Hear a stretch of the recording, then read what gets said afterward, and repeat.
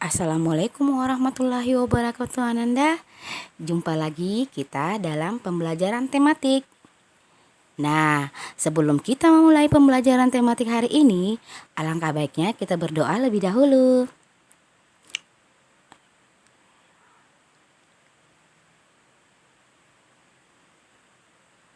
Baik Ananda. Nah, tema pembelajaran kita hari ini masih sama, yaitu tema cuaca. Subtema perubahan cuaca di pembelajaran 2 dan 4.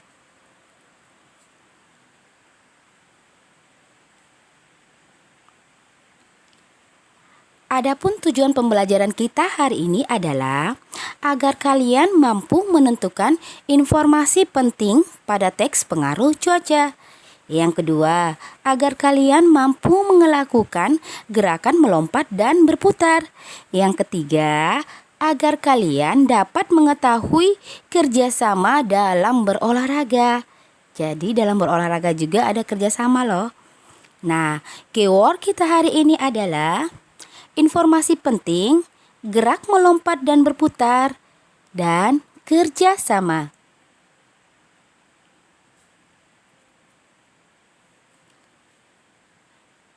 Nah, dari manfaat yang tadi Ustazah sebutkan, ada manfaatnya loh. Dari tujuan pembelajaran tadi yang Ustazah sebutkan ada manfaatnya. Nah, apa sih manfaatnya bagi kalian?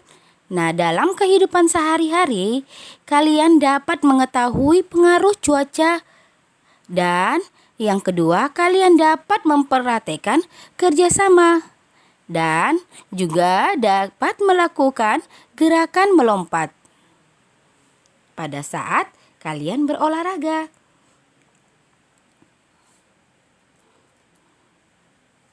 Nah, coba kalian amati gambar di bawah ini. Perhatikan baik-baik perubahan cuaca apakah yang terjadi dan bagaimana pengaruh cuaca tersebut.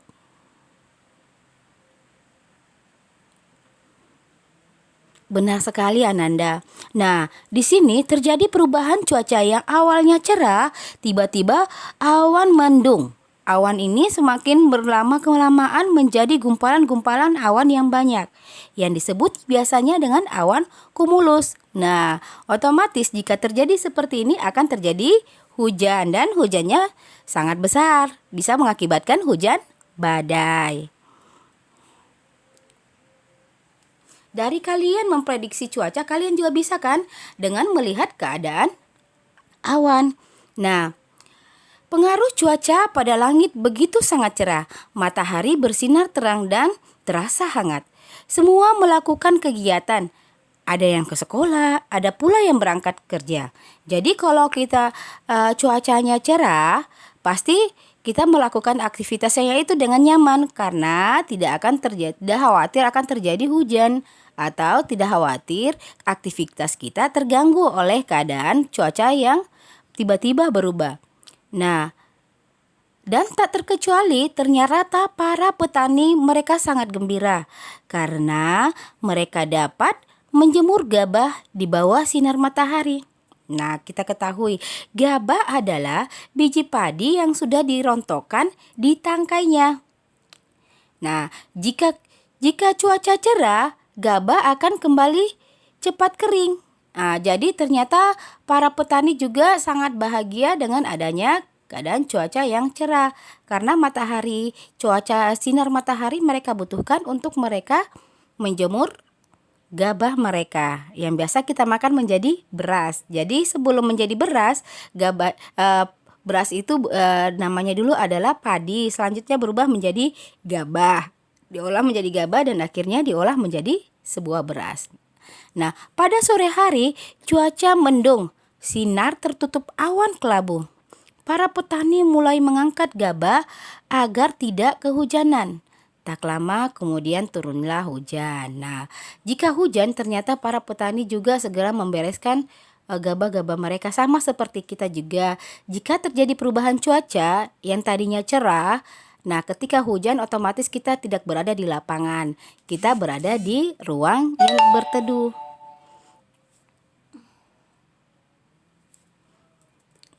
Nah, Dari perubahan cuaca ya teks tadi yang kita baca, nah kalian dapat menjawab pertanyaan di bawah ini. Nah kalau kalian bisa menceritakan pengalaman tentang perubahan cuaca, kalian bisa memperhatikan pertanyaan-pertanyaan yang Ustazah akan bacakan. Nah kalian boleh mencobanya di rumah dan mengingat kembali apa kejadian perubahan cuaca yang pernah kalian alami dan membuat sebuah karangan. Nah, coba kalian perhatikan pertanyaannya.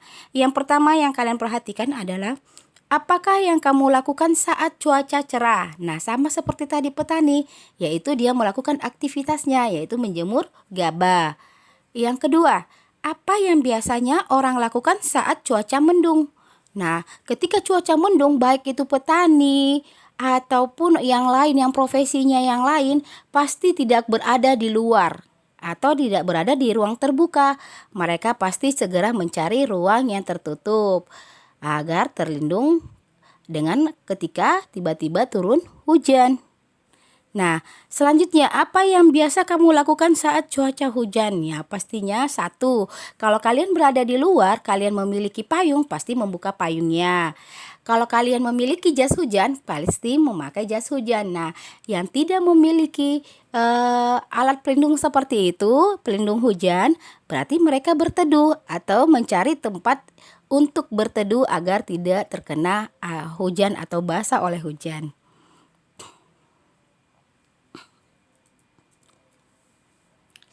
Nah, perubahan cuaca ternyata membuat tubuh kita mudah terserang penyakit.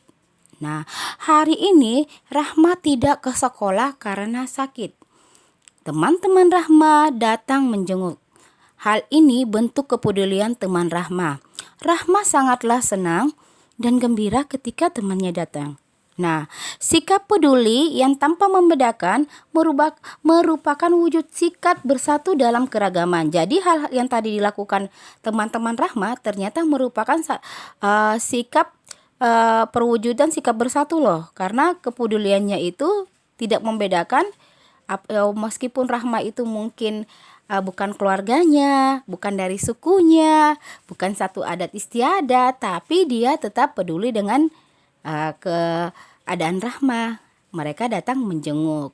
Meskipun mereka dari berbeda agama, ras, ataupun suku bangsa. Nah, sikap bersatu menciptakan kerukunan dan terhindar dari pertikaian. Nah, dengan adanya sikap bersatu ini anak-anak, nah pertikaian akan terhindar. Jadi permusuhan itu tidak akan terjadi. Dan yang terjadi adalah kerukunan, yaitu saling menghargai dan saling menghormati antara satu dengan yang lainnya. Nah, pertanyaannya Ustazah adalah, pernahkah kalian menerapkan sikap bersatu? Nah, ayo, pernah kan? Pasti pernah, Nandaku pasti sudah sering melakukan sikap seperti itu. Nah, apa sih manfaat dari sikap yang kalian lakukan? Nah, pasti bermanfaat, sama seperti tadi dalam cerita Rahma di atas, yaitu manfaatnya satu, terjadi menciptakan kerukunan, terhindar dan pertikaian. Pasti kalian banyak mendapatkan manfaatnya yang lain ya.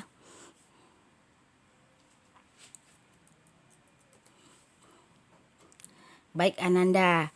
Nah, ayo kita buat kalimat berdasarkan kata-kata pada tabel di bawah ini. Nah, sekarang kita akan mencoba membuat kalimat. Nah, ingat, syarat membuat kalimat ini sering terjadi. Nah, ketika kalian membuat sebuah kalimat, pada huruf pertama dalam sebuah kalimat itu menggunakan huruf kapital. Nama orang juga menggunakan huruf kapital. Nama daerah juga menggunakan huruf kapital. Nama hari, nama bulan juga menggunakan huruf kapital. Selanjutnya nama hewan juga menggunakan huruf kapital, tapi bukan nama hewan misalnya kucing ya. Misalnya kucing itu diberi nama oleh pemiliknya bernama Leo, berarti Leo itu menggunakan huruf kapital. Nama negara juga menggunakan huruf kapital. Nama daerah dan provinsi juga menggunakan huruf kapital. Dan setelah menggunakan kata titik, tanda titik, menggunakan juga huruf kapital. Nah, selanjutnya mari kita lihat contoh. Perhatikan tabel di bawah ini nah ya. Nah, di situ ada tertulis kata. Kata yang dengan warna hitam. Itu kata-kata yang akan kalian buat menjadi sebuah kalimat. Nah, contoh yang pertama. Cuaca. Aku bermain di lapangan saat cuaca cerah. Nah, perhatikan kata A-nya, aku, A, itu menggunakan huruf kapital. Jadi ingat baik-baik Ananda ya. Nah, selanjutnya yang kedua, mendung. Keadaan sore ini terlihat mendung. Nah, perhatikan di huruf pertamanya pada teks keadaan. Nah, huruf K-nya itu menggunakan huruf kapital. Nah, sakit lagi. Kalian boleh mencoba membuat kalimat menggunakan kata sakit, petani, penyakit, banjir, dan hujan. Nah, kalian boleh ya. Nah, sekarang kalian coba sebutkan kalimat yang kalian bisa membuat kalimat dalam kata sakit, petani, penyakit, banjir, dan hujan.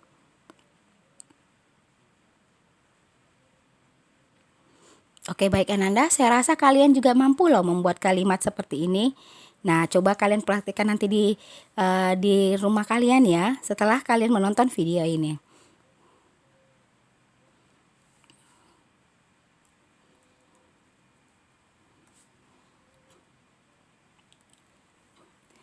Nah, setelah kita membuat sebuah kalimat dari kata sakit, kata hujan, kata cuaca. Nah, ternyata Rahma juga melakukan olahraga loh.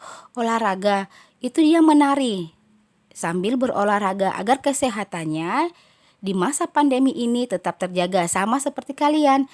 Nah, kalian juga tetap harus berolahraga agar di masa pandemi ini kesehatan tubuh kalian tetap terjaga.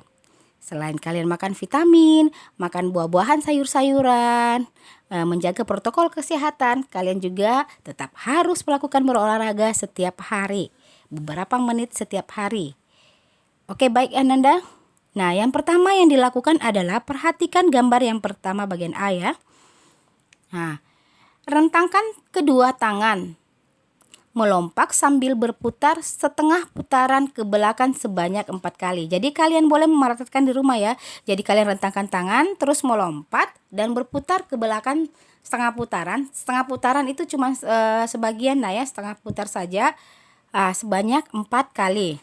Nah, selanjutnya perhatikan di bagian B. Gerakan selanjutnya yang kalian lakukan. Ulangi lompatan dengan posisi tangan diluruskan ke atas. Jadi kalian tetap melakukan lompatan seperti tadi, tapi tangannya yang berubah. Tadi di samping, sekarang tangannya ke atas.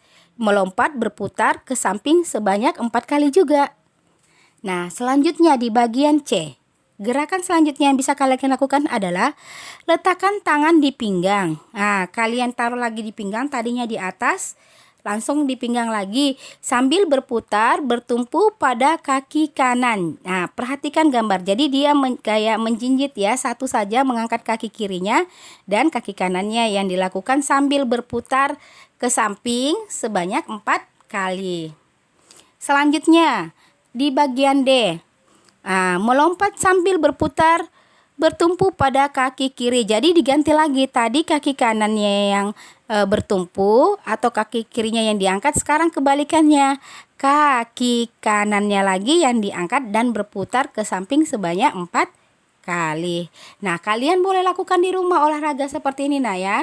Nah, sebentar setelah video ini kalian menonton video, atau sekarang boleh juga kalian lakukan sambil menonton video, melakukan 4 gerakan tadi sekaligus melatih kelenturan tubuh kalian. Juga kalian juga dapat melakukan olahraga untuk menjaga kesehatan kalian. Nah, selain itu ada juga olahraga lain loh. Nah, sekarang perhatikan gambar di bawah ini. Kalian boleh lakukan seperti ini dengan saudara kalian, adik kalian, kakak kalian. Nah, yaitu pertama, bentuklah sebuah kelompok. Ini kelompok boleh kalian lakukan bersama dengan keluarga kalian. Nah, selanjutnya buat barisan seperti pada gambar. Baris ke belakang ya, barisan ke belakang. Terus atur jaraknya 1 lengan atau yang biasa kita sebut dengan lancang depan ya. Setelah itu, Siswa pertama mengambil bola, memegang bola dan mengoper ke belakang melalui atas ke atas. Nah, itu dilakukan terus dioper lagi, orang kedua lagi mengoper ke orang ketiga. Orang ketiga mengoper ke orang keempat sampai terakhir. Nah, ini dilakukan sampai terakhir saja sudah selesai. Nah, kalian boleh lakukan ini bersama dengan keluarga kalian atau dengan teman kalian di rumah kalian. Bahkan melakukan perlombaan boleh. Jadi yang paling cepat selesai atau paling cepat sampai bolanya di orang terakhir, nah itulah yang menjadi juaranya.